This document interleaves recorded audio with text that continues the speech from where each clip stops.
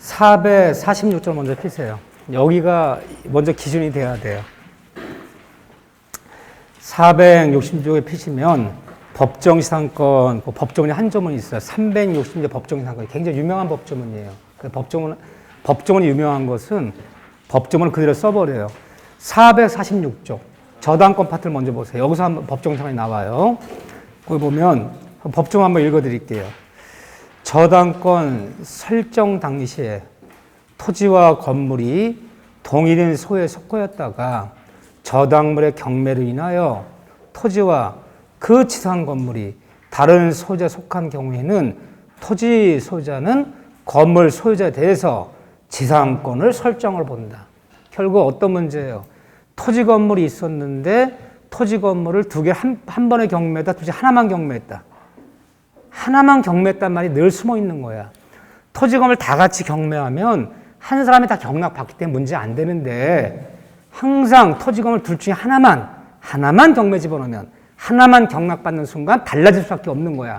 그때 건물은 토지 위에 법정상권을 취득하기 때문에 이 건물이 견고한 건물이라면 경락자에게 30년간 토지 인도를 거절하면서 건물을 존립할 수 있다는 거야. 그러면 360 법정상권은 어떻게 성립하나 보세요.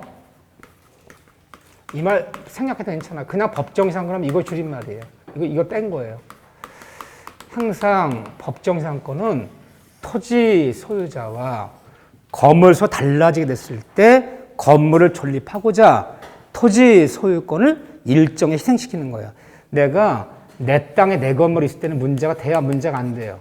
문제 안 되는 거야, 이거는. 그런데 이게 성립하려면, 법정이 성립하려면 처음에는 이게 출발점이야. 맨 처음에는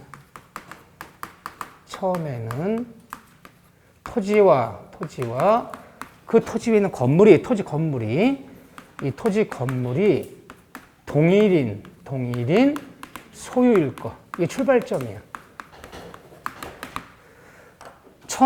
맨 처음부터 토지 건물 소유자가 다르게 출발했더라. 이거는 법정 상관은 없어. 다른 건 있을지 몰라. 뭐 건물 등기는 차지권의 대항력이 어떻고 다른 건 어쩐지 몰라도 법적 문제가 성립하지 않는 맨 처음에는 항상 동일인 소유로 출발해야 돼. 동일 소유인데 이 건물이 어떤 건물이냐? 이 토지에 있는 건물이 무허가도 관계없고 미등 건물도 관계없고 더군다나 어느 토지에 건립중 막 건물 짓고 있어. 이 땅을 가보면요. 막 지금 철골 올리고 막 콘크리트 짓고 있어요. 이 건립 중의 건물까지도 법정상권이 인정된다는 거야. 이러니까 문제가 심각해지는 거예요. 무슨 말인가 보세요. 또 처음이란 기준이 어디냐? 이 처음이란 기준은 저당 설정 당시야. 저당 설정 당시. 여기가 기준이야. 모든 기준점은 여기예요. 저당 설정 당시에 건물이 존재했고 토지가 동일이었다면 이 다음에 둘 중에 하나만 경매 달라지게 했을 때는 건물 토지 위에 법정이 성립한다. 즉 토지 건물 동일인 소유자의 기준은 설정감 동일이면 되는 거지. 이게 기준이 경매 당시에 동일임을 요하는 거 아니야. 기준이 여기가 아니라는 거예요. 설정감 동일이면 돼요. 자, 한번 그림 그려볼게요. 어떤 일이 벌어지나. 토지가 갑이에요. 자, 이 토지 위에 건물이 있어요. 갑이에요. 동일인이에요. 근데 A가 돈 3억을 빌려주고 저당을 잡으려고 그래요. 저당을. 자, 돈 3억 빌려주고 저당을 잡는 애가 언제냐? 2015년이야. 그런데 보통 저당 잡으면 토지만 잡아요? 건물도 잡아요? 토지, 건물 다 공동저당 잡아. 토지만 잡으면 토지만 경매해야 돼. 토지 저당률은 건물에 미치지 않아요. 우리 토지가 별개이기 때문에 토지만 저당 잡으면 토지만 경매하는 거지. 건물까지 경매할 수 있는 거 아니에요. 그럼 나 건물까지 경매하고 싶으면요. 처음부터 토지 건물에 공동저당을 다 잡아야지. 이렇게 잡아놓으면 이래 돈을 갚지 않으면요. 토지 건물 다 같이 한 번에 경매하면 한 사람이 경락받아. 달라지지 않아. 근데 왜 건물 저당 못 잡았나? 건물이 어떤 건물이에요? 무허가 미등기 건물이야. 등기부가 없어요. 막 짓고 있는 건물이야. 건물 등기가 있어야지 건물 잡지. 처음부터 토지 건물을 공동저당을 잡아버리면 다 같이 경매하기 때문에 달라지지 않아. 근데 뭐가 미등기 건물이란 말이야. 그러면 등기부가 없는 거야. 아무 생각 없이. 이 토지가 한 10억 원 나가는 땅이야. 이 건물은 허름한 창고야. 뭐 건물 가격 따지면 한 2천만 원도 안 나가요. 땅은 10억 나가는데. 아무 생각 토지만 저당 잡았어. 저당 설정 당시에 토지의 저당 설정 당시에 위에 건물이 있었어 없었어요? 이미 있잖아요. 존재하고 있잖아요. 그러면 법정 성립하려면 토지의 저당 잡을 당시 이미 건물이 이미 존재하고 있었다면 뭐든 미등기든 관계없어. 이렇게요. 돈을 갚았다 문제가 안 돼요. 갚았다 문제가 안 되는데 돈을 안 갚아요. 그래서 4년 만에 2019년에 경매 집어넣으라 그래, 경매를. 자, 이제 경매 당시야. 근데 그 사이에 이 무허가 미등 건물이 건물 소유권이 또 바뀌었어. 우리한테 넘어갔어. 그 경매를 신청을 해봤더니 잡을 당시는 동일인인데 경매 당시는 2019년 동일인이 아니야. 자, 토지만 저당 잡으면 뭐만 경매해야 돼요? 토지만 경매하는 거지. 토지는 건물까지 경매할 수 있는 거 아니야. 다만 이건 얘기가 다르지. 내가 토지에 저당 잡을 때 건물이 없었어. 나대지였어. 2015년에 없었던 건물을 2017년에 졌어. 신축해버렸어. 그때는 일괄 경매할 수 있어. 근데 저당 잡을 당시부터 이미 건물이 존재했는데 건물을 못 잡았어요. 그럼 토지만 경매해야 돼. 이해되십니까? 나대질 때 저당 잡았다가 저당 잡은 토지에 나중에 건물이 신축돼 버리면 그 경우는 일괄 경매할 수 있어. 아니 처음부터 건물이 존재하는데 건물 못 잡았잖아요. 무엇든 미등기든 관계없다 그랬잖아. 등기가 없으니까 못 잡은 거야. 토지만 경매해야 돼요. 그래서 3번 유찰된 것을 병경락이가 싸게 경락받았어. 현재 왜 무허가 미등기 건물은 창고인데 누가 있네? 을이 있어. 일은 이 토지 위에 법정 상권이 있다는 거 없다는 거예요. 법정 인정되면 30년간 존립하면서 토지인들 거절하는 거고 법정 인정이 안 되면 때려 부셔야 되는 거고 인정되면 안 된다. 된다. 언제만 동인이었다면 설정 당시에 이미 건물이 존재했다면 이 건물이 뭐거든 미등기든 건립주의 건물까지 관계없고 또 경매 당시는 토지 소유자가 동일인이 아니어도 관계없다. 여기 기준이 아니야. 언제만 동일이면 된다? 설정 당시만 동일이라면 경매 당시는 동일이 아니어도 법령 성립되기 때문에 30년간 토지인도를 거절할 수 있어요. 이게 존립할 수 있어. 기준은 여기야. 자, 또 이렇게 얘기해요. 첫째 얘기고. 두 번째. 그런데 2015년에 토지에 저당 잡을 때 건물이 있었어요. 무허가 미등기 건물이야. 더군다나 또 용도가 창고야. 있었던 건물을 있었어. 분명히 존재했어. 출발점이 이거야. 토지 저당 잡을 때 이미 건물이 존재했다면 이 건물이 무허가 미등기 관계없어. 있었던 건물 때려 부셨어요. 이거 철거하더니 이 건물 새로 졌어요. 2015년에 토지에 저당받을 때 있었던 건물을 철거 후 때려 부시고 2016년에 철거 후 신축했어. 다시 2016년에 잡을 당시 있었던 건물을 다시 신축했어. 이렇게요. 철거 후 신축했다. 그럼 이 얘기가 꼭 나와. 철거 후 신축했다. 신축하는데 이거는 뭐로 신축했냐? 주택으로 주택으로. 이때는 1층 차리였는데 2층을 신축했어. 또 이때는 창고였는데 주택으로. 또 이때는 만약 목조 건물이었어. 창고인데 목조 건물이었는데 저당 잡을 때 있었던 건물은 목조 건물. 용도는 창고였어. 있었던 건물 때려 부시고 2010년 신축했는데 주택으로 그 다음에 철근 콘크리트 건물로 신축을 해버렸어. 근데 지가 소유한다 칩시다. 돈 안 갚아요. 뭐만 경매해야 돼요? 토지 저당 효력은 건물에 미치지 않는다. 토지만 경매할 수밖에 없어요. 미치지 않아요. 토지만 경매했어. 한 3번 유찰받은 것을 경당에 싸게 경락받았어. 왜 신축 건물 소유자는 뭐 갑이든 어디든 관계없어. 갑이다 칩시다. 얘 주택이야. 철근 콘크리트 건물이야. 얘 법정상 있어 없어요? 있어요. 판례가 뭐라 얘기하냐. 설정당 있었던 건물과 철거 신축한 건물이 서로 동일성 유지가 안 되는 동일하지 않아. 동일성이 유지가 안 되는 건물이어도 법정지상권은 인정한다. 인정해요. 이거 성립해요. 이거 철거 안 해. 그런데 성립하는데 범위와 몇 평을 새로 지을 수 있는 거냐. 옛날에는 토지 자당 잡을 때 무허가 미등기 창고는 여기 500평짜리 토지에 100평짜리 건물이었어. 이게 대지는 500평이야. 근데 100평짜리 건물이었어. 신축할 때 몇 평 넘으면 안 돼요? 100평 넘으면 안 돼. 범위는 초과하면 안 돼. 옛날 땅 500평 위에 100평짜리 창고가 있었어. 설정 당시에. 때려 부셨어. 새로 짓는 건물 몇 평 넘으면 안 된다. 100평 넘으면 안 돼. 500평 꽉 채우면 안 돼. 범위. 그 다음에 옛날에 무슨 건물이었어요? 목조였어. 지금 철공? 콘크리트야. 목조 건물은 몇 년 가는 거야? 15년. 철공 콘크리트 몇 년 가는 거야? 30년. 범위와 전속 기간은 다 구건물을 기준 삼아야 돼. 그 대신. 얘 몇 년 가야 돼? 15년만 써야 돼. 이해되죠? 자, 보세요. 말로 표현해 볼게요.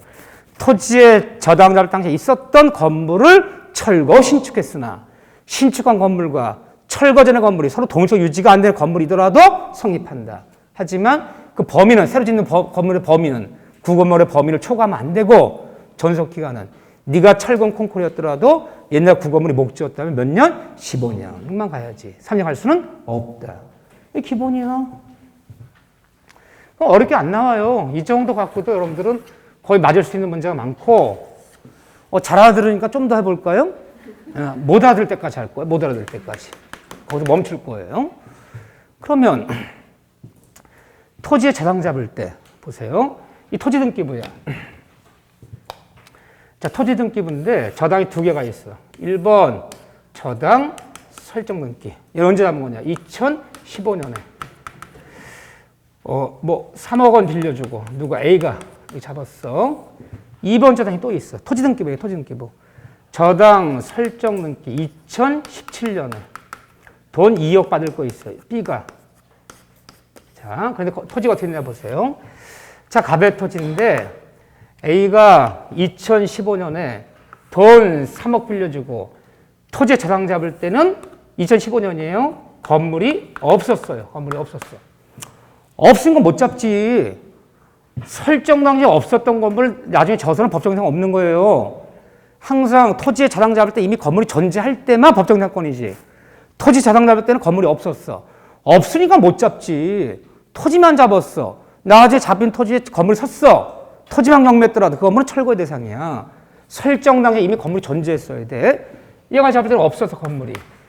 근데 2016년에 이 건물을 신축했어. 신축한 게 2016년이에요. 그 갑이 소유하고 있어. 근데 등기가 안 난 미등기 건물이야. 등기부가 없어. 그러니까 얘가 돈 2억 빌려주고 B가 토지에 저당을 잡았어. B가 2017년에. 얘가 토지 저당을 잡을 때는 건물이 있어 없어요? 있어요. 있잖아. 1번이 잡을 때는 없었어 건물이. 2번이 저당 잡을 때 건물이 있었어. 있었는데도 무허가 미등기 건물이라 건물 등기가 없어서 토지만 저당 잡았어. 이해되죠? 그런데 돈을 안 갚아서요. 2020년에 B가 2번이요. B가 얘가 경매를 집어넣었어요. 얘가 집어넣었어요. 경매 당시야. 경매 당시 토지소장 갑이라 칩시다. 그래 건물 등기 갑이라 칩시다. 뭐만 경매해야 돼요? 토지만 경매해야지. 토지만. 지가 잡을 때 건물 있었는데 건물 못 잡았잖아요. 변경락이가 토지만 경락받아서 2021년에 경락되고 완납했어. 이 건물이 법정에 있다면 경락자한테 토지인들을 거절하면서 나 30년 쓸 거야 주장할 것이고 법정이 없다면 즉시 때려 부셔 철거시켜야 되는 거고 얘 철거예요? 법정상권이에요. 말 못하지. 그렇지. 예, 가르치지도 않고 물어보면 어떡하니? 그래. 응? 얘 철거의 대상이에요. 법정상권 아니에요. 그러면 여러 명의 저당권자가 있을 때는 1순위를 기준 삼는 거야. 최선순위가 저당 잡을 때 건물이 있었어 없었어요? 없었다면 누가 경매 집어넣을 때 다 철거야 저거는. 너 기준이 아니야. 네가 잡을 때 건물 있었잖아. 건물 있었잖아. 토지 혼자 잡잖아. 너 기준이 아니야. 그래서 토지에 저당권 여러 명이 있을 때 최선순위를 기준 삼는 거야. 1순위. 1순위가 저당되면 2015년에 건물이 있었어 없었어요? 없었어. 그렇다면 누가 경매를 집어넣든 저건 다 철거예요. 누구 기준 삼아라? 최선순위 기준 삼는 거지. 경매 신청차도 너 기준 삼는 게 아니다. 이해되시죠? 이 건물은 철거예요. 최선순위 기준 삼는 거예요. 걔가 잡을 때 없었던 건물이라면 누가 저당할 때 있었던 건물이라도 다 철거해요. 최선순위 기준 삼아라. 선순위. 두 번째, 또 설정 당시만 동일이라면 설령 경매 당시는 동일인이 아니어도 관계없다. 언제만 동일이면 된다? 설정 당시. 이때 건물이 존재했고 이때 동일인이면 되는 거지. 토지를 경매집을 당시에는 토지물 소유자가 동일인이 아니어도 관계없다. 관계없이 성립되는 거다. 뭐만 경매했다? 토지만 경매했다. 항상 그건 숨어 있는 거야. 토지권을 다 같이 경매하면 달라지지 않으니까. 두 번째, 이 3회 법정량권은 달라진 원인이 그러면 동인이었는데 토지 건물이 동일인이었는데 같은 사람이었는데 왜 달라지겠느냐? 그 달라진 원인이 꼭 이 질문이 나와야 돼. 저당권 실행 경매를 통해서 달라져야 됐다. 그러니까 저당권자가 경매를 어떻게 집어넣었다는 거예요? 토지, 건물 둘 중에 하나만 경매 집어넣었다. 둘 중에 하나만 경매 집어넣으면 달라질 수밖에 없는 거야. 이해되죠? 항상 법정량 문제는 토지, 건물 둘 중에 하나만 경매 집어넣었다는 말이 항상 숨어 있는 거야. 함께 경매 한 사람 경납받는데 왜 달라져 그게? 근데 달라진 원인이 저당권 실행을 통해 달라졌더라. 저당권자 동갑지 않는다고 법원에 가서 경매 집어넣은 것을 우리 임의경매라 불러요? 강정매라 불러요? 임의경매라 불러요. 이 임의경매를 통해서 달라지게 됐을 때가 이 법정지상권이야. 여기서 법원에서 경매, 옛날 말인데 법원에서 경매는 두 종류가 있는 거야. 우리가 아파트건 뭐 공장이건 농지건 경매할 때 담보 잡은 애가, 저당 같은 담보 잡은 애가 돈 갚지 않는다고 담보권자 경매를 집어넣으면 임의경매라 불러. 또 하나의 경매는 담보 잡은 담보권자가 아니라 일반 채권자. 내가 친구한테 돈 1억 빌려줬어. 얘가 돈을 안 갚어. 갚을 능력도 있는 애가 돈을 안 갚어.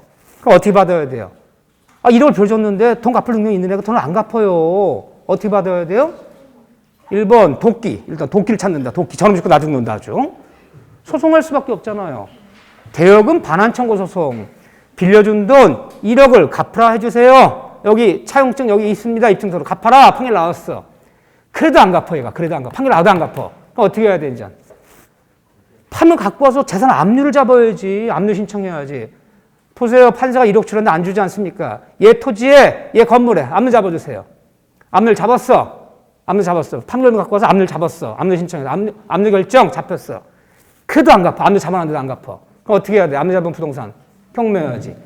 이렇게 들어온 경매는 강제경매라 부르는 거야. 일반 채권자들이 판결만 얻어서 집행만 부여받아서 압류 잡아 들어온 경매는 강제경매. 저당 잡은 애들은 재판할 필요 없어요. 저당 잡았다는 등기부 등본, 채권증서 첨부해서 바로 그냥 신청하면 보름 만에 잡혀 경매가. 이게 들어간 경매는 임의경매. 담보 잡은 애 돈 갚자는 경매 집은 건 임의경매. 일반 채권자가 판결문 부여받아서 압류 잡아 들어온 경매는 강제경매. 근데 저당 실행매, 임의경매를 통해 달라지게 됐을 때만 366조야. 이따 보면 일반 채권자 빌려준 돈 안 갚아서 판결 받아서 압류 잡아 들어온 거 강제경매는 그건 관습법상 법정지상권이야. 달라. 저당 잡은 애가 경매 집을 때만 이게 성립하는 거야. 둘 중 하나만 경매 집으면 달라지는 원인이. 그런데 그래서 설정 당시 건물이 존재했고 동인이었다면 무허가든 미등기든 건립된 건물까지도 다 성립이 돼. 근데 법정지상권은 강행 규정이야. 특약으로 성립을 배제할 수 없어. 없기 때문에 건물, 철거 특약. 자, 저당 잡느라 똑똑한 애야. 야, 위에는 건물이 있는데 설정 당시에 건물이 있는 건물을 저당 못 잡으면 토지만 경매해야 되는데 이거 법정상 성립해서 누가 경납받겠니? 너 빨리 건물 등기내 했더니 얘가 이 건축물에 등록이 안 되는 무허 건물이죠. 등기가 안 난대. 이렇게 하자. 이 다음에 돈 안 갚아서 토지만 경매하더라도 위에 있는 건물은 철거하기로 하자. 법정상은 인정 안 하기로 하자. 철거한다. 아무 조건 철거한다. 특약 넣었어요. 유효해 무효해 이 특약. 다 무효야. 이런 특약이 있어도 성립해 성립 안 해요? 성립해요. 따라서 저당원 실행경매 강행이기 때문에 다른 의사나 특약은 다 무효야. 반드시 성립하는 거야. 특약 성립을 배제할 수 없어요. 이런 법정지상권.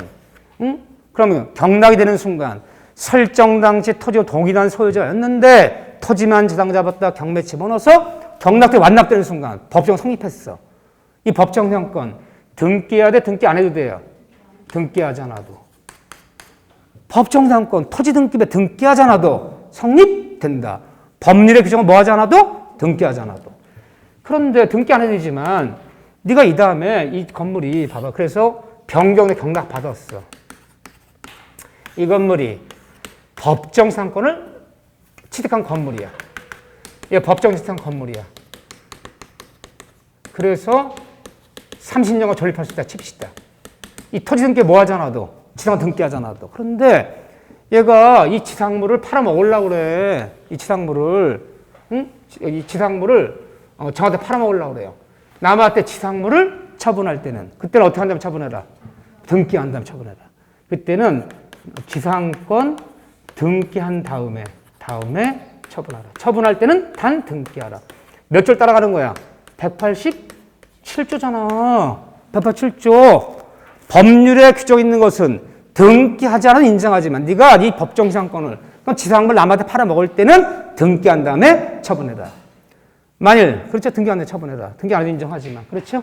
그런데 이 법정 지상권은 유상의 원칙이다, 무상의 원칙이다.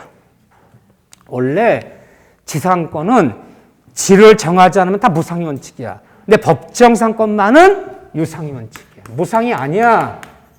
땅은 쓸 수 있어. 경락자 인도 거절하면서. 하지만 지료는 협의해서 결정한다. 협의해서 결정하래요. 경락 받았는데 얘가 토지만 경매 나왔어. 갔던 분이 허름한 창고가 있어. 근데 등기부등을 떼어봤더니 등기부도 없어. 한 3번 유찰돼 갖고요. 최초 감정가 10억인데 지금 4억으로 떠도 4억으로 싸잖아. A 내가 받자. 사업 받아버렸어. 근데 법정상권이래요. 네? 30 인도 거절한대. 그러니까 선이 인도 못 받지만 그렇지만 뭐는 받을 수 있어요? 지료는 받을 수 있어. 그럼 땅값 내놔. 30년치 땅값 내놔. 협의하자. 협의가 돼야 안 돼요? 안 돼요. 그러면 법원에 청구해서 결정 받는 거예요. 결정 받아요. 판사님, 협의가 안 됩니다. 지료 결정해 주세요.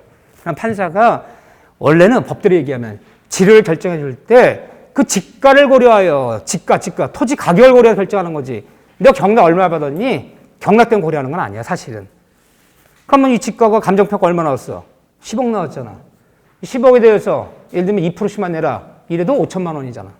아니 5천만 원 안 되는구나. 2%만 하면 2천만 원, 1년 2천만 원이잖아. 한 달에 180 내. 그 지가를 고려 결정해줘. 지료 결정 받으면 이 지료 결정은 이 지료 법원 청구 결정 판사가 지가를 토지 가격을 고려해서 결정해 준다고. 너 1년에 2천만 원 내라. 이 지료 결정은 소급표가 있어요. 그러면 싸우다 지료 결정은 2년 뒤에 받았어. 그럼 2년 전으로 돌아가서 법정에서 성립받아서 돌아가서 4년치, 2년치 4천 받을 수 있어요. 법정상권에서 협의가 이루어지지 않아서 법의 결정을 받으면 법원의 결정 뭐가 있다? 소급표가 있다. 결정 받은 날부터 내는 거 아니야. 법정 성립한 날부터 내는 거야. 이게 성립이 2021년에 됐는데 결정 2023년에 받았어. 그럼 2년치 밀린 거 4천 받을 수 있어요. 근데 안 주더라. 그러면 여러분들 지상권에 뭐래 배웠어? 지료를 결정받았는데 지료 찬합이 얼마라면 2년이라면 지상권 뭐 시킬 수 있어요? 소멸 청구시킬 수 있어요. 지료 찬합.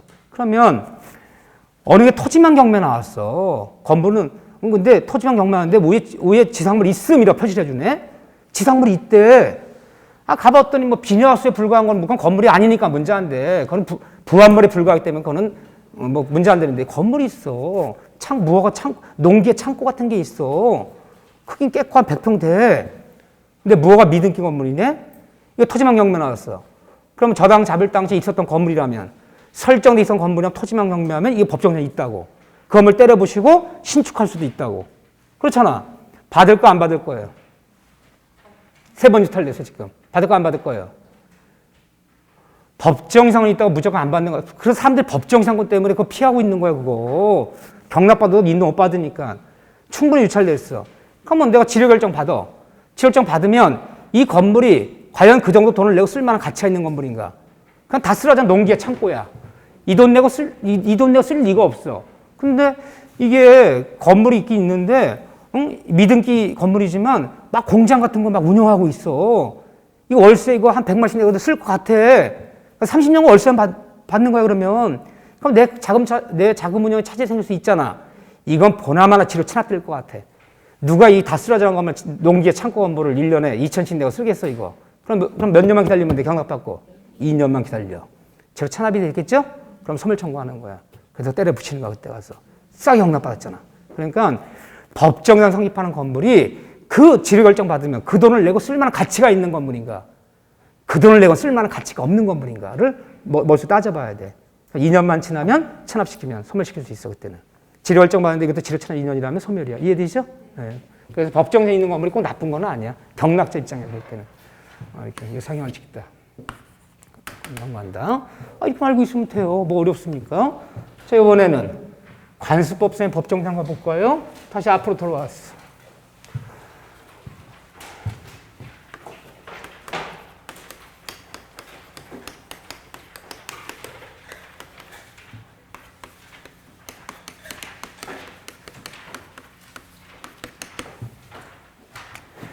이 관세법정량권은 민법 어디에도 규정은 없어. 규정 없지만 관습으로 인정되는 법정량권이야. 건물을 존립하면 토지인도 거절할 수 있다. 근데 관세법정량권도 항상 출발이 이거예요. 처음에는 토지와 위에 있는 건물이, 토지 건물이, 위에 있는 토지 건물이 똑같아. 다 똑같아. 이 건물은 무허가든 미등기는 다 관계없었거든요. 토지 건물이 그렇지만 동일인 소유일 것. 출발이 이거예요. 동일인 소유였을 것. 항상 출발이 동일인 출발해야 돼. 처음에는 토지와 위에 있는 건물이 동일인 소유였을 것. 이렇게 출발해야 된다니까, 이렇게. 출발이. 근데 처음이란 기준이 어디냐. 아까 저당권 실행 경매. 삼매 법정상 언제 동일이어야 돼? 언제? 처음이 어디 기준이었어요? 저당 설정 당시. 토지의 저당 잡을 당시에 이미 건물이 존재했고 동인이었다면 경매하는 당시는 동인이 아니어도 관계없다. 그때만 동인이라면 건물이 매매가 되어서 토지가 동인이 아니어도 토지만 경매하면 법정 성립돼요. 근데 여긴 처분이란 기준이 어디냐? 여기는 처분 당시야. 처분 당시에 동인이야. 오늘 처분 당시만 동일이면 되는 것이지, 여기는 관세법정장은 원시적, 처음부터 원시적으로 동일인 소유임을 요하지 않아요.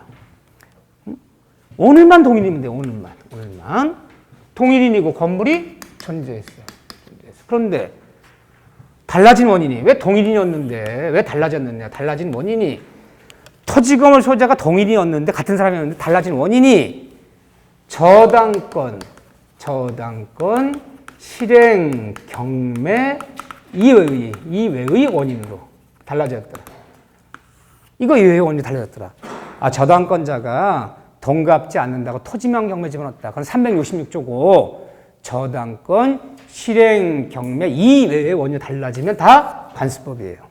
그러니까 이해 원인이 뭐가 있을까? 예를 들면 이게 이해 원인이 뭐가 있을까? 토지 건물이 동일한 소유자였는데 둘 중에 하나, 토지 건물 둘 중에 하나만 매매. 일괄 매매하면 좋은데 둘 중에 하나만 매매. 응? 둘 중에 하나만 교환. 둘 중에 하나만 증여. 둘 중에 하나만 공매 처분. 세금이 밀렸어요, 세금이.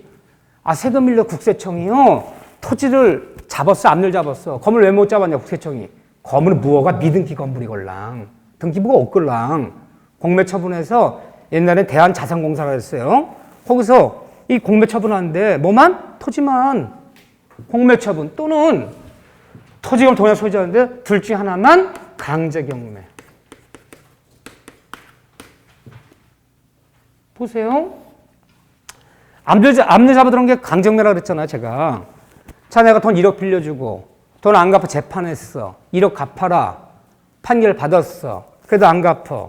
그 얘가 재산 있나 봤더니 시골에 예면에 땅이 있어, 땅이. 근데 그 땅 위에 창고가 있어. 근데 창고가 등기가 안 나, 등기부가 없어. 뭐만 압류 잡았어요? 토지만 압류 잡았잖아. 뭐만 경매해야 돼? 토지만 경매해야 돼. 달라질 수밖에 없잖아요. 그럼 관습법이야, 그거는. 강제형 경매. 무슨 말만 피하면 돼? 저당권 실행 경매. 이 말만 피하면 돼. 이거 왜 달라졌더라? 토지 건물이 우리가 보통 토지 건물이 동일하면 토지 건물 어떻게 매매해요? 중개사무소에서. 일괄 매매하지. 대지 몇 평에 건평 몇 평 이렇게 매매하지. 그런데 이 무허가 다 쓰러진 무허 건물인데 예를 들어볼게 내가. 강원도 어딜 갔는데 경치 참 좋아. 앞에 냇가도 좋고 너무너무 산도 좋아. 근데 허름한 건물이 하나 있어. 야, 이 다음에 저 건물 때려 부시고 딱 조그만 이렇게 뭐 전원주택에 지으면 너무너무 좋을 것 같아. 그래서 인근 중개사한테 물어봤어. 그랬더니 빈집이래. 이 할머니 혼자 사시다가 연로하셔서 이제 자식들 집으로 갔대. 이거 좀 이 대지가 탐이 나는 거야 지금. 응? 대지가 막 내 거야. 응? 이거 좀 소유자 좀 알아봐서 파시라고. 몇 년째 벼 있대 지금. 문짝 다 떨어졌어. 문짝 다 떨어지고 가면 뭐 벽도 한쪽 무너지고 만 기곡산장이야. 그렇지만 토지를 때려 부시고 건물 질 거죠 어차피. 뭐러뭐러 연락이 왔어요. 할머니가 계시는데 뭐 적당하다면 팔겠대. 그러면 이거 등기부도 없어. 땅 때문에 사는 거잖아. 그래서 대지를 평당 뭐 예를 들면 100만 원씩 예를 들면 뭐 여기에 100평이면 뭐 1억에 사고 팔기로 하자. 왜냐면 건물은 알아서 하시래. 때려부시든 알아서 하시래 거야.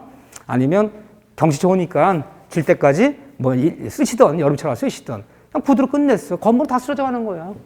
그 토지 그래서 토지 계약서 평당 얼마씩 1억에 사고 팔기로 한다 썼어요. 사서 등기 냈어. 의리 등기 냈어. 이게 매수인이야. 한 1년 썼어. 근데 다음에 이제 때려 부시려고 이제 때려 부시고 이건 이제 때려 부시고 거기다 건물 치려고 했더니 이 할머니가 사셔. 할머니가 쑥 나오시는 거야. 할머니가 연륜산 많으시. 아니 할머니 이 집 팔린 거 아시죠? 알고 있대. 제가 그 산 사람인데 할머니 내가 이 집 때려 부시고 이제 봄철에 때려 부시고 건물이라고 와본 겁니다. 그러니까 건물 벼 주셔야 되는데 응? 자기는 죽어도 아들네 집에 안 간대. 죽어도 여기서 죽는데 나가라면 아주 농락 들고 나와 막. 이제 마신대 아주 그냥. 응? 며느리랑 싸웠나 봐. 응? 그러나 나가셔야지 내가 이 건물 짓지 않느냐. 그러더니 그 할머니 갑자기 관습법상 법정장관 들어오는 반예. 젊은 애가 그것도 모르니. 아니 무슨 소리입니까 했더니 내가 응? 토지 건물이 동일한 소유자였는데 처분 당시 건물이 있었죠? 매매할 당시 둘 중 하나만 매매했어. 아무런 말이 없었다면 건물은 토지예요. 법정장관이 있어요. 있어 이게. 그래서 자기는 법정장관 주장한대요. 이게 성립해요. 둘 중 하나만 매매, 공매청, 교환청이 달라졌을 때 존재했다면 처분 당시, 매매할 당시 건물 존재했다면 둘 중 하나만 토지 매매했잖아. 그거 성립하는 거야. 그런데 이 사람이 계약서에 뭘 안 썼느냐. 구두로 한 거는 말이 안 통해. 아니 그 아드님이 대리권 갖고 와서 우임장하고 제시하면 쓸 때 오히려 건물은 철거하시든 그거 알아서 하셔라 라고 분명히 얘기했다. 응? 그런 말 한 적 없대. 그러니까 철거 특약에서 내가 입증해야 된단 말이야. 입증 못해내면요 건물 존립하는 거야. 그런데 이 관세법정량권은 규정을 얘기하면 임의 규정이야. 그래 나누는 거야. 그래서 따라서 이 매매 교환 증여할 때 우리는 건물을 철거하기로 하자라는 건물 철거 특약이 있었다면 이 특약은 유효다 무효다? 유효해요. 또는 관세법정량권은 다른 의사가 있다면 뭔가 의사가 있어. 다른 특약이 있다면 다른 특약이 있다면 무조건 특약이 우선해요. 특약대로 가고 아무런 말이 없을 때만 성립하는 거야. 집에 와서 계약서를 봤더니 계약서 특약상 건물은 철거한다. 이게 기재가 안 돼 있네. 그럼 몇 년간 인도 못 받아요? 30년. 이게 관세한 법정장권이야. 이해되시죠? 네. 그래서 어떤 거 의외예요? 나눈 이유는요. 왜 나눠야 되는 거야? 이거로 달라진 건 이거 366조 법정 우리가 말하는 법정상권. 이거 이의원이 달라지면 관세법정장권. 왜 나눠야 되는 거야? 이것 때문에 나누는 거잖아. 이것 때문에. 저당 설정당에 있었던 건물은 철거해 주기로 하자. 법정 성립 안 하기로 하자. 그런 특약 다 무효야. 그런 특약이 있어도 성립해. 토지 건물 동일한 소유자였는데 토지만을 매매, 교환, 증여 토지만 뭐 하면서 위에 있는 건물은 철거하기로 하자. 위에 있는 건물은 어떻게 하기로 하자. 라는 특약이 있었다면 그때는 성립하지 않고 아무런 특약이 없을 때만 성립해. 특약으로 성립을 뭐 할 수 있어? 성립을 배제할 수 있어. 나눠될 거 아니야. 또 나눠된 이유는요. 기준이 다르잖아. 처음이랑 기준이. 저당권 실행경매 3회 법정장권은 언제만 동일이었다면 설정 당시. 그때만 동일이었다면 경매 당시는 동인이 아니어도 관계없어요. 근데 관세법정장권은 처음이랑 기준이 어디야? 처분 당시. 오늘 동일이니. 오늘 동일이라면 무당 성립하는 거야. 원시적으로 동일이면 요하지 않아. 응? 판단 시점이 다르잖아 이렇게. 그런데 단 판례가 여기서 이제 하나 거기 소개하는 게 뭐냐면 이 압류 들어와서는 걸 강정매를 하잖아요. 이때는 언제 건물이 존재했느냐? 건물의 압류시.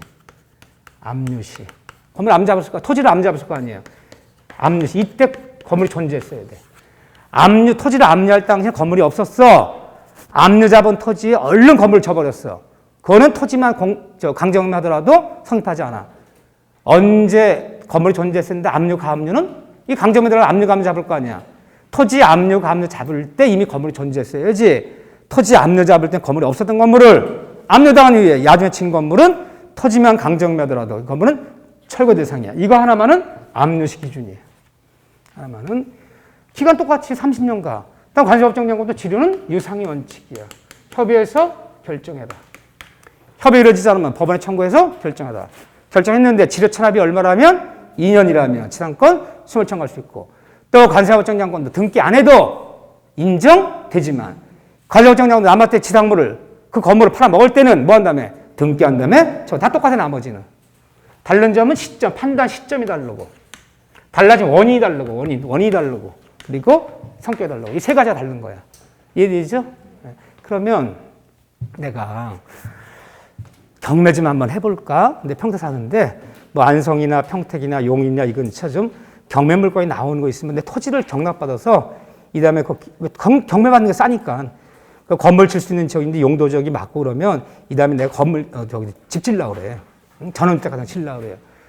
그럼 그런 토지를 경매하려면 어떻게 해야 돼요? 일단 그런 사이트에 가입을 해줘야 돼. 유료 사이트에. 내가 맨날 찾아다닐 수 없잖아.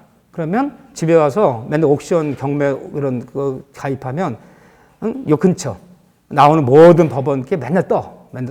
토지가 나오네? 그럼 가보는 거야. 가봤어? 마음에 안 들어. 대부분 마음에 안 들겠지? 바로 닭장 옆이야. 냄새나. 대주리 옆이야. 길이 없어. 북향이야. 땅 마음에 안 들어. 그래서 되게 마음에 드는 땅을 만났어. 용인에 있는 땅인데 2차선 정도로 그죠? 포장도로 들어가면 바로 반듯하게 있는 300평짜리 지목은 대지야. 2번이나 유찰돼서 지금. 근데 마음에 걸리는 게 창고가 하나 있네. 위에 있는 창고가 있는데 이게 법정장이 성립한다 그러면 내가 안 받으려고 그래. 내 지료받는 게 문제가 아니거든. 응? 돈 몇 푼 받자고 내가 1억씩 넣을 수는 없거든. 만약에 법정장 없다 그러면요. 3번 정도 유찰됐기 때문에 내 철거송 내서 때려 부실 수 있다면 내가 때려 부시려고 그래. 그래서 변호사 비용 한 500만 원 드리고 시간만 1년 걸리면 때려 부실 수 있거든. 법정이 인정되면 안 받으려고 그러고 법정 인정이 안 되면 내가 받으려고 그래 내가. 경매 날짜 딱 하루밖에 안 남아요. 내일 입찰해야 돼 내일. 그럼 입찰 보증금 10% 준비해서 내일 그 법원에 가야 돼. 자, 어떻게 파악할 거예요? 토지만 경매 나왔어. 왜? 건물이 있어. 무화과든 창고든 뭐든 관계없다 그랬잖아. 건물이 있어 분명히. 근데 날짜 하루밖에 안 남았네. 내일 경락될 것 같아. 3번째 유찰된 건데. 원래는 3억 감정평가 들어간 게 지금 1억 2천 됐어. 법정 성립한지 안 되는지 어떻게 파악해야 할 거예요? 법정 성립하면 안 받으려고 그랬는데 머리 아파서. 성립 안 된다 그러면 내가 받으려고 그래. 내가. 어떻게 파악할 거예요? 그렇죠. 제일 좀 선생님한테 물어본다. 빨리 물어본다. 학원에 전화해서 미고 선생님 전화번호 빨리 알려줘. 내가 요즘 카톡 이거 찍어서 보내면 되니까. 물어볼 데 없다. 내가 판단해야 돼요. 어떻게 파악할 거예요? 일단 이 경매가 어떤 경매인지도 봐야지. 누가 경매를 집어넣은 거야? 봤더니 을구에 저당 잡은 농협이 은행이 경매를 집어넣은 거야. 무슨 경매? 이거네. 그럼 이쪽이네. 봤더니 등기를 받은 갑구에 압류 잡았어 누가. 압류 잡았어 갑구에. 압류 잡은 애가 경매를 집어넣었네. 무슨 경매? 강정면. 이쪽이네? 이것부터 파악해야지. 무슨 경매, 누가 경매를 집어넣냐가 중요하잖아, 지금.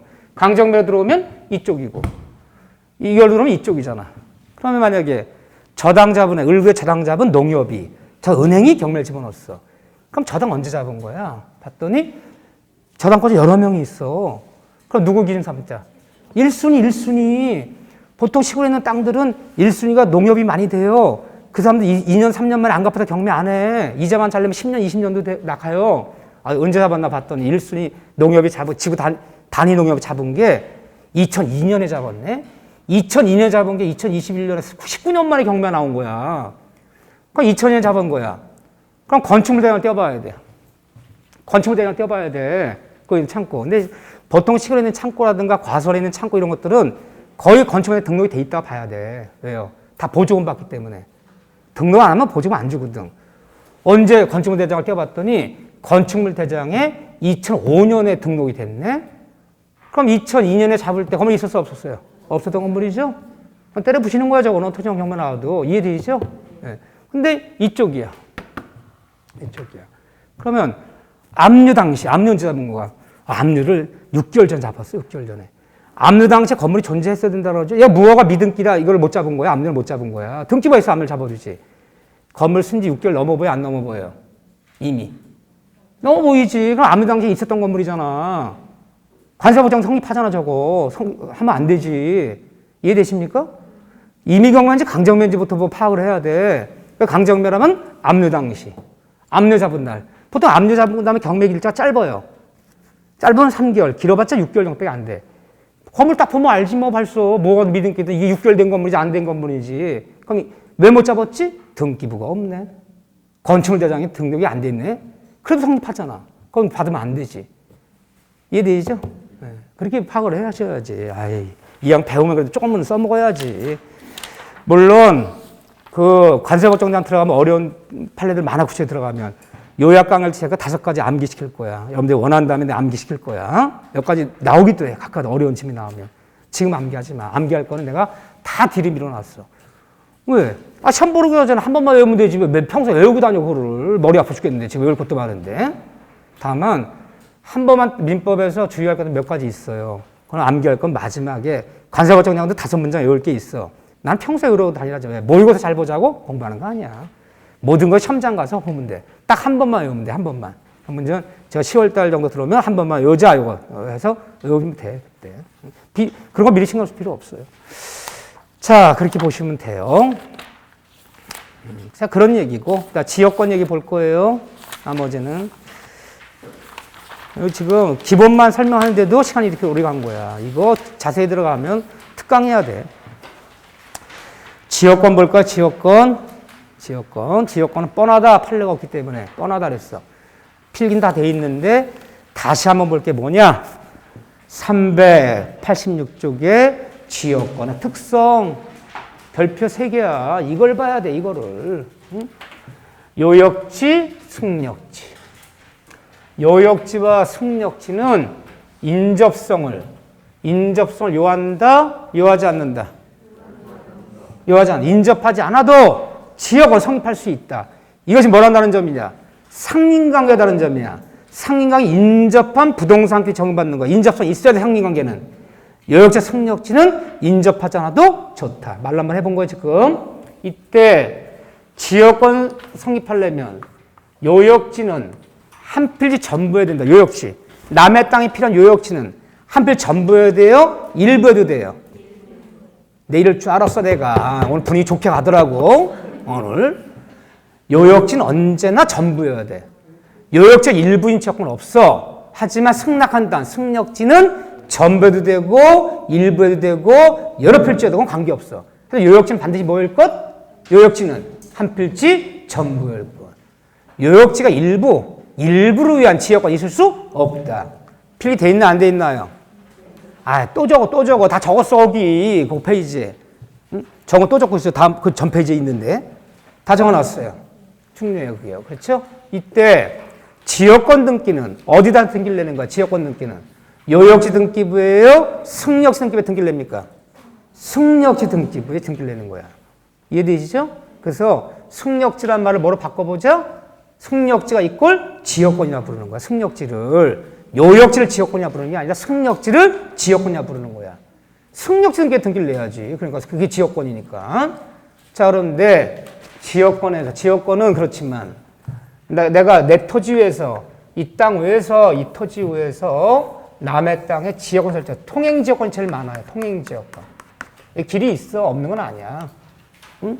그런데 여기 큰 길이 생기면 이러다 다니면 참 좋겠어. 그래서 야, 내가 네 땅 좀 통로로 쓰자. 통행지역권. 등기 내줘. 그래, 써라. 그럼 승력지. 요역지. 아, 말로 안 통하네. 요역지. 그런데 여기 승격 등기 났단 말이야. 등기 났는데 왜 남의 땅을 쓰려고 그러느냐. 이 땅이 왜 남의 땅을 쓰려고 그러냐. 목적 제한은 없어. 무엇이든 물 끌었으면 용수지역권도 있고 관망지역권도 있어. 야, 우리 땅 앞에 뭐 못 지키러 하자. 이게 바닷가에 있는 이게 이제 언덕백에 있는 집인데 이 앞에 뭐가 들어서 버리면 전망이 막혀. 너 10년, 20년만 뭐 아무것도 안 짓기로 하자. 그럼 내 땅값 1년에 500만씩 줄게. 이 관망지역권도 있어. 별의별 거 다 있어. 목적 무엇이 좋아? 목적은. 또 기간은 몇 년이어야 돼요? 지역권은요. 지역권은 최단기간의 제한도 최장기 제한도 아무것도 없어. 뭐 1년 보잖아, 2년 보자 이것도 없어. 그냥 6개월이면 6개월 끝나는 거고 최장기 제한도 없어. 연구만도 괜찮아. 최단기도 최장기 남의 제한은 없다. 지료는 내야 되는 거예요? 안 내도 되는 거예요?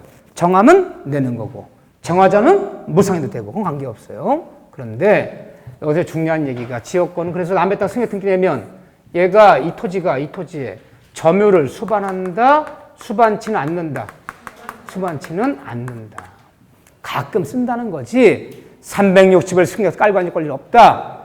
점유를 수반하지 못하는 지역권자는 A는 누가 승력지 막 침해했어. 막 침해해서 막 사용하지 못하고 막 방해를 해. 그럼 지역권에 기인한 모형청구권 행사할 수 있다 없다? 있다. 모든 물권자들은 누군가 내 물권을 침해하면 모형 행사할 수 있는데 점을 수반하지 못하는 물권자, 지역권자는 누가 침해했을 때 목적물, 반환 청구권은 행사한다, 행사할 수 없다. 행사할 수 없다. 그래서 8명의 물권자 중에서 점유를 수반하지 못한 물권자 2명, 저당권자와 지역권자 2명은 세가 모형 청구 중에서 뭔 행사할 수 없다. 목적만 청구권 행사할 수 없다. 또 지역권은 물권이지만 원래 물권이 한 말을 어떻게 표현해? 물권은 배타적 권리다. 배타성이 있다 표현하는데 지역권은 물권이지만 배타성이 없다. 배타성이 없다. 다른 말로 독점성이 없는 물권이다. 그러니까 지역권은 나만 쓴다는 게 아니라 독점을 쓴다는 얘기가 아니라 공동 이용권이다. 기억나시나요? 공동 이용권이야. 공동. 얘가 제가 설정하면요. 얘도 쓰고 같이 쓰는 거야. 이쪽에 있는 땅이 얘 만나서 야 나도 지역권 등기 내줘. 그럼 얘도 쓸 수 있어 없어요? 있어요. 나만 쓰는 독점적 권리가 아니야. 따라서 이 중에 이 중에 지역권을 인정한다, 인정 안 한다? 인정한다. 그러면 등기부 떼어보면 이 승력시 등기 떼어보면 승력시 등기부에 지역권 등기 내는 거지. 이거를 지역권이라 부르는 거야. 이걸 지역권이라 부르는 거야. 승력지를. 그러니까 승력 등기부 떼어볼게요. 여기 떼어보면 1번 지역권 설정 등기. 어떤 목적 통행하기 위해서 어떤 토지가 이 토지 소재지를 밝혀줘야 돼요. A 토지 소재지를. A 토지가. 2번 지역권 설정 등기. 목적은 통행하기 위해서 어떤 토지가 C 토지가 동시에 1번, 2번 더블로 있을 수 있다 없다? 있다. 특이해요 안 특이해요? 그러면 동일한 토지 위에 2명의 지상권이 있을 수 있어 없어요? 1번 지상권, 2번 지상권? 없어요. 동일한 부분에는 없어. 층을 달리하면 있지. 공중지상권, 지하지상권, 구분지상권이니까. 동일한 부분에 2명의 지상권자가 어떻게 있어요? 같이 쓰는 거 아니잖아. 그러면 동일한 방 하나에 2명의 전세권이 있을 수 있어 없어? 1번 전세권, 2번 전세권. 방이 하나인데 1번 전세권, 2번 전세권이에요. 너는 낮에 쓰고 난 밤에 쓰는 전세권이래. 있을 수가 없잖아요. 동일한 부분에 2명이 사용할 수 있는 거 아니야. 물건 독점적 배타성이 있어서 나만이 독점적 사용하는 거지. 어디 동일한 부분에 2명의 지상권자가 2명의 전세권자 있을 수 있겠어요? 2명의 지역권자 있을 수 있다 없다? 있다. 특이한 거. 이 중에 지역권 더블로 인정한다. 그런데 자, 지역권에서 표정이 별로 안 좋은데? 지역권은요, 기본 강의에서 완벽히 했어. 완벽하고 제가 용어만 다시 한번 보려고 그래요, 지금요. 부정성, 수반성, 불가분성. 가장 어려운 부분, 이것만 다시 한번 보려고 그래요. 그래, 지역권 등이 낮다. 지역권 등이 나면, 어디 편 하나 보세요. 지역권은, 잘 봐보세요. 여기 맨날 마크 틀리는 여기 딱 세 단어예요, 지금. 부정성, 수반성, 불가분성. 지역권은, 우리 지역권에 한 마디 나오면 뭐로 용어를 바꾸자? 승력지는. 같은 말이야. 승력지는 지역권. 지역권에 말하면 승력지. 약간 용어를 바꿔봐야 돼. 승력지는, 지역권은 요역지에 딸린 종된 권리다. 종된 권리다. 승력지는 요역지에 여기 딸려있는 종된 권리다. 그럼 요역지가 이게 주된 권리가 되는 거고, 승력지 여기에 종된 권리가 되는 거야. 종된. 지역권이 나버리면. 종된 것은 주된 거야. 어떤 길을 걸어라? 운명을 같이 해야 돼. 그러니까 얘는 승력지, 요역지, 운명을 같이 해야 돼. 종된 권리의 숙명이 그런 거야. 운명을 같이 한다. 같이 움직이고 같이 소멸해야 돼. 이렇게. 그렇기 때문에 승력지는 지역권은 요역자의 종된 권리이기 때문에 지역권은 승력지는 요역지의 수반성. 수반하고 수반성 원칙을 지켜달라. 292조 1항에. 수반성이란 말이 뭐예요? 요역지에 대한 소유권이 넘어갔어. 이게 만약에 소유권 이전 등기 넘어갔어. 원래 요역 토지가 A 토지인데 소유자 누구였냐? 원래 등기부상 갑이었어. 갑이었는데 이 땅 팔았어. 여기서 팔았어. 3억 받고 팔아갖고 을앞으로 지금 소유권 이전 등기가 넘어갔어. 그러면 토지 매수는 을은 이 땅 수익 권리 같이 넘겨주라는 거야. 요역지가 매매가 되거나 요역지의 권리가 남한테 넘어가면 승력지도 을한테 함께 넘겨줘라. 수반해서. 수반성이라고 부르는 거예요. 그렇지만 이 수반성 원칙은 임규정, 강행규정, 임의규정. 이것이 원칙일 뿐이야. 아무런 말이 없다면 요역지 토지가 매매가 돼서 소유권 등기가 넘어가면 승력 쓸 수 있는 권리도 매수인 을한테 넘겨줘야 돼. 그렇지만 임의규정이 강정 아니야. 특약이 있다면 특약으로 소멸시킬 수 있다 없다? 있다. 특약상 이 땅은 팔되 땅을 팔아서 이 등기는 넘기되 승력지는 안 쓰기로 하자. 소멸시키기로 하자. 안 따라가기로 하자. 란 특약이 있다면 소멸시킬 수 있어요. 아무런 말이 없다면 따라가야 돼. 요역지단 권리 넘어가면 승력지도 함께 따라가라. 하지만 특약이 있다면 소멸시킬 수 있다. 배제할 수 있다. 이건 임의정이지 강의정은 아니에요. 안 따라갈 수 있어요. 두 번째는 부정성 얘기를 하죠. 부정성. 지역권의 부정성. 이게 어려워. 이게. 부정성이 어려워요.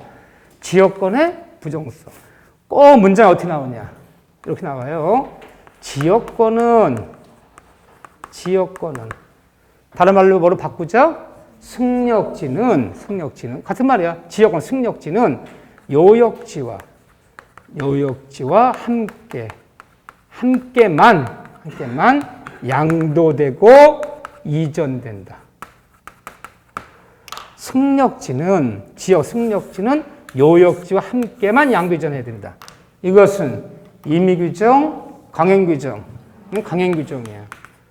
특약을 배제할 수 없어. 그렇기 때문에 요역지는 가만히 두고 지역권이죠 이게.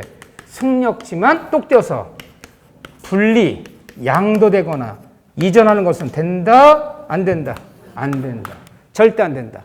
그래서 승력지 등기부에 가서 승력지 등기부가 지역권 등이 났잖아. 등기부에 가서 지역권 이전 등기 신청한단 말이 있다 없다?